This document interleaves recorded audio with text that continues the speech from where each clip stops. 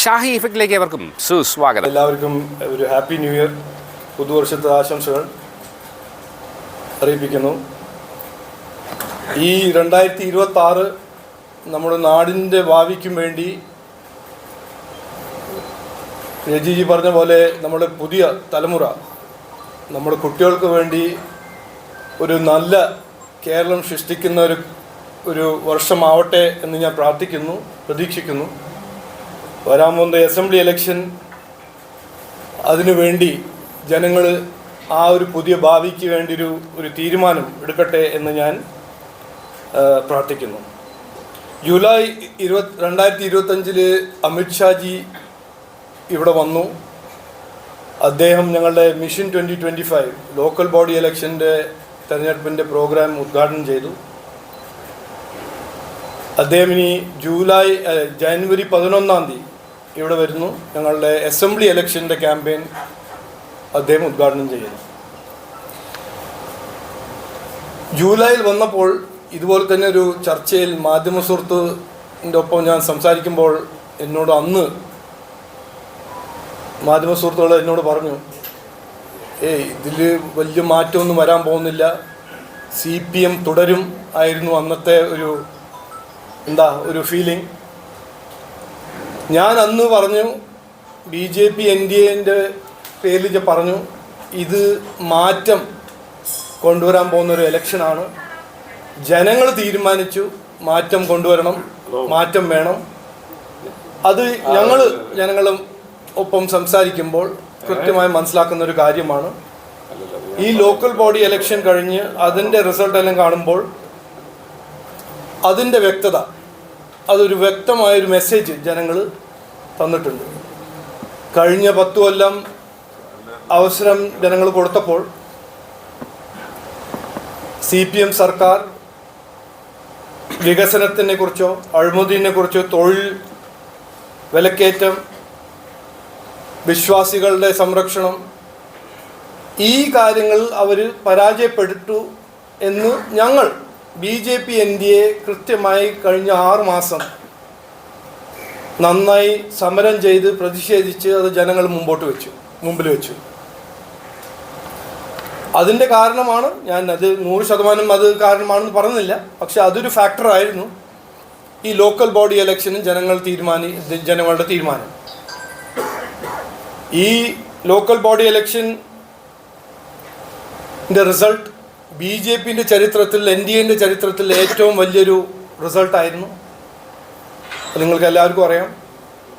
പക്ഷേ അതിൻ്റെ അപ്പുറം ഞങ്ങൾ പഠിച്ച് മനസ്സിലാക്കിയ ഒരു ക്ലിയർ മെസ്സേജാണ്, കേരളത്തിൻ്റെ രാഷ്ട്രീയത്തിൽ ഒരു വലിയ മാറ്റം വരാൻ പോകുന്ന കാലമാണ് ഈ വരാൻ പോകുന്ന അസംബ്ലി ഇലക്ഷൻ. ഒരു ഇൻഫ്ലക്ഷൻ പോയിൻ്റാണ്. കേരളത്തിൻ്റെ പൊളിറ്റിക്കൽ ഹിസ്റ്ററിയിൽ ഒരു ഇൻഫ്ലക്ഷൻ പോയിൻ്റാണ് ഞങ്ങൾ ഈ അസംബ്ലി ഇലക്ഷന് കാണുന്നത്. ഈ അസംബ്ലി ഇലക്ഷനെ കുറിച്ച് മറ്റ് പാർട്ടികളെല്ലാം സംസാരിക്കും, അവരുടെ പ്രചരണവും ദുർപ്രചരണവും എല്ലാം ചെയ്യും. പക്ഷേ ഞങ്ങൾ അടുത്ത 100 ദിവസം മുമ്പോട്ട് വയ്ക്കാൻ പോകുന്നത് കൃത്യമായ 2 കാര്യങ്ങളാണ്. ഒന്ന്, ഏറ്റവും പ്രധാനപ്പെട്ട ഒരു കാര്യം, വികസിത കേരളം. ഞങ്ങൾ ആദ്യം മുതൽ പറയുന്ന ഒരു കാര്യമാണ്. വികസനം, തൊഴിലവസരങ്ങൾ, അടിസ്ഥാന സൗകര്യങ്ങൾ, സർക്കാർ സേവനങ്ങൾ, ഭരണശൈലി, ആരോഗ്യ മേഖല, വിദ്യാഭ്യാസ മേഖല, നമ്മളെ കുട്ടികൾക്ക് പുതിയ അവസരങ്ങൾ. ഇതാണ് ഞങ്ങളുടെ ഏറ്റവും പ്രധാനപ്പെട്ട, ആദ്യം മുതൽ ഇന്ന് വരെ. ഇനി അസംബ്ലി ഇലക്ഷൻ ഞങ്ങളത് മുമ്പോട്ട് വയ്ക്കും, കൃത്യമായി അത് ഇനിയും മുമ്പോട്ട് വയ്ക്കും. ഞങ്ങളുടെ കാഴ്ചപ്പാട്, ഞങ്ങളുടെ രാഷ്ട്രീയം ഈ വികസന രാഷ്ട്രീയമാണ്. അതിൻ്റെ ഒപ്പം ജനങ്ങൾ അവസരം കൊടുക്കുമ്പോൾ, കോൺഗ്രസിനോ CPMനോ BJP NDAയ്ക്ക് കൊടുക്കുമ്പോൾ, സെൻട്രൽ ഗവൺമെൻറ്റിലെ അവസരം UPA കോൺഗ്രസ്സിന് കിട്ടി, കോൺഗ്രസ്സിന് മറ്റ് സംസ്ഥാനത്തിലും കിട്ടി. ഈ ജനങ്ങൾ വിശ്വസിച്ച് അവസരം കൊടുക്കുമ്പോൾ ഈ വികസനത്തിൻ്റെ ഡിപ്പാർട്ട്മെൻറ്റിൽ ആര് എന്ത് ചെയ്യുന്നു, റിപ്പോർട്ട് കാർഡ്, BJP NDAൻ്റെ റിപ്പോർട്ട് കാർഡ് എന്താണ്, കോൺഗ്രസിൻ്റെ റിപ്പോർട്ട് കാർഡ് എന്താണ്, CPN റിപ്പോർട്ട് കാർഡ് എന്നാണ്. ഇത് ഞങ്ങൾ കൃത്യമായി ജനങ്ങളുടെ മുമ്പിൽ വയ്ക്കും. ജനങ്ങളിത് മനസ്സിലാക്കും. ആരാണ് വികസനത്തിനെ കുറിച്ച് കാഴ്ചപ്പാട് ആർക്കാണ്, കഴിവ് ആർക്കാണ്, താല്പര്യം ആർക്കാണ്, ആരാണ് ആത്മാർത്ഥമായി ജനങ്ങൾക്ക് വേണ്ടി അധ്വാനിക്കാൻ പോകുന്നത്, അത് ജനങ്ങൾ കൃത്യമായി മനസ്സിലാക്കും. രണ്ടാമത്തെ ടോപ്പിക്ക്, 2 ഭാഗമായിട്ട് ഞങ്ങൾ ഈ ക്യാമ്പയിൻ നടത്തുന്നു. വികസനം, വിശ്വാസം സംരക്ഷിക്കണം, പിന്നെ ഭരണശൈലി. പക്ഷേ രണ്ടാമത്തെ വലിയൊരു പോയിന്റ് എന്ന് പറയുമ്പോൾ രാഷ്ട്രീയം. കേരളത്തിൻ്റെ രാഷ്ട്രീയത്തിനെ കുറിച്ച് ഒരു ചർച്ച നടക്കണം. ഞാൻ ഈ ലോക്കൽ ബോഡി ഇലക്ഷൻ കഴിഞ്ഞിട്ട് പേപ്പറും TV എല്ലാം കാണുമ്പോൾ മുസ്ലിം ലീഗിൻ്റെ മുതിർന്ന നേതാവുമാരും ജമാഅത്തെ ഇസ്ലാമിൻ്റെ മുതിർന്ന നേതാവുമാരുടെ സ്റ്റേറ്റ്മെൻ്റ് എല്ലാം വായിച്ച് എനിക്കെന്നെ ഒരു അതിശയം. അവർ തീരുമാനിക്കുന്നത് എന്താണ്? വികസനമല്ല. അവർ പറയുന്നത് എന്താണ്? കുട്ടികൾക്ക് അവസരങ്ങളോ തൊഴിലവസരങ്ങളെ കുറിച്ചല്ല. BJPനെ എങ്ങനെ തോൽപ്പിക്കണം. അപ്പോൾ ഇതവർ തീരുമാനിച്ചു കഴിഞ്ഞു. ഇത് നമ്മൾ ലോക്കൽ ബോഡി ഇലക്ഷനിൽ കണ്ടതാണ്. ലോക്കൽ ബോഡി ഇലക്ഷന് മുമ്പും കണ്ടു, ലോക്കൽ ബോഡി ഇലക്ഷൻ്റെ റിസൾട്ട് കഴിഞ്ഞിട്ടും കണ്ടു. കൊടുങ്ങല്ലൂർ പോലെ ഒരു മുനിസിപ്പാലിറ്റി 40% വോട്ട് പിടിച്ച BJP NDA തോൽപ്പിച്ചത് കോൺഗ്രസ് അല്ല, ലെഫ്റ്റ് അല്ല, തോൽപ്പിച്ചത് മുസ്ലിം ലീഗും ജമാഅത്താണ്.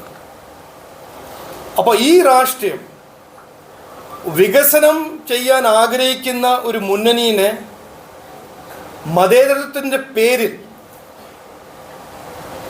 CPMഉം കോൺഗ്രസും മുസ്ലിം ലീഗും ജമാഅത്തിൻ്റെ പിന്തുണ എടുത്തിട്ട് തോൽപ്പിക്കുന്ന രാഷ്ട്രീയത്തിനെ കുറിച്ച് ചർച്ച ചെയ്യണം.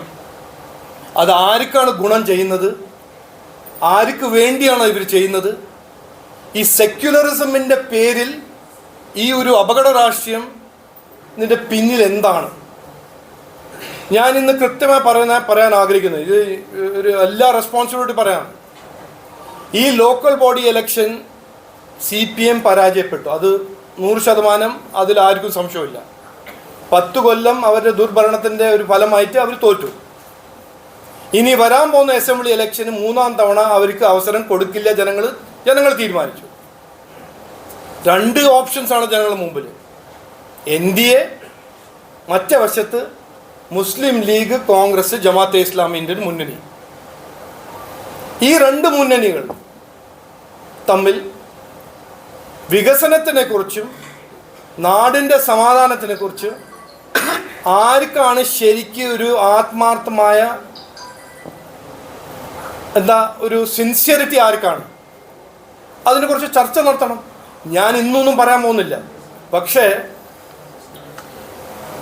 ജമാഅത്തും ഇന്ത്യൻ യൂണിയൻ മുസ്ലിം ലീഗും കൂടി തമ്മിൽ തീരുമാനിച്ച് കോൺഗ്രസിൻ്റെ പേരെടുത്ത് വികസനത്തിനെ പരാജയമാക്കാൻ അവർ ശ്രമിക്കുകയാണെന്ന് ഇലക്ഷൻ സമയത്ത് കൊടുങ്ങല്ലൂരിൽ നമ്മൾ കണ്ടു.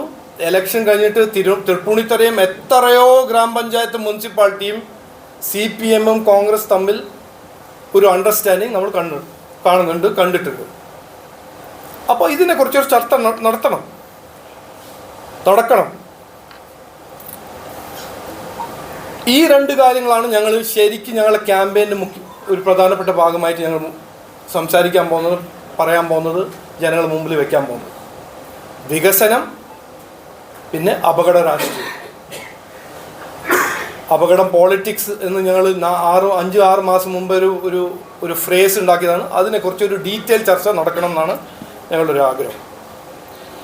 പിന്നെ അവസാനം ഞാൻ മാധ്യമ സുഹൃത്തോട് പറയാൻ ആഗ്രഹിക്കുന്നതാണ്.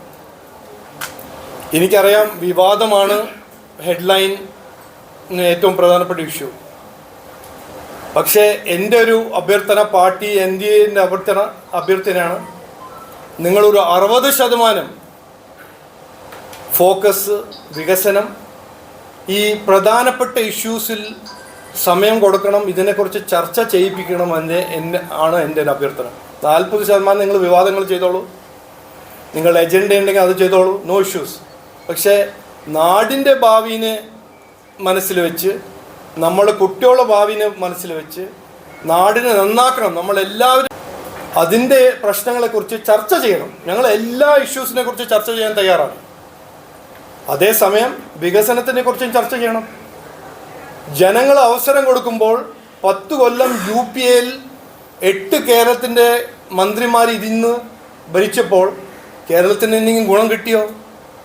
വിദ്യാഭ്യാസ മേഖലയിലും ആരോഗ്യ മേഖലയിലും നമ്മൾ എന്തെങ്കിലും ഒരു പ്രോഗ്രസ് ഉണ്ടാക്കിയോ? അതിനെക്കുറിച്ചെല്ലാം ചർച്ച ചെയ്യണം. അതാണ് എൻ്റെ അഭ്യർത്ഥന. വരാൻ പോകുന്ന ദിവസങ്ങൾ ഞങ്ങൾ ഓരോരോ ഇഷ്യൂസിനെ കുറിച്ച് ഡേറ്റ ആൻഡ് ഫാക്ട്സ് എടുത്ത് മുമ്പോട്ട് വയ്ക്കും.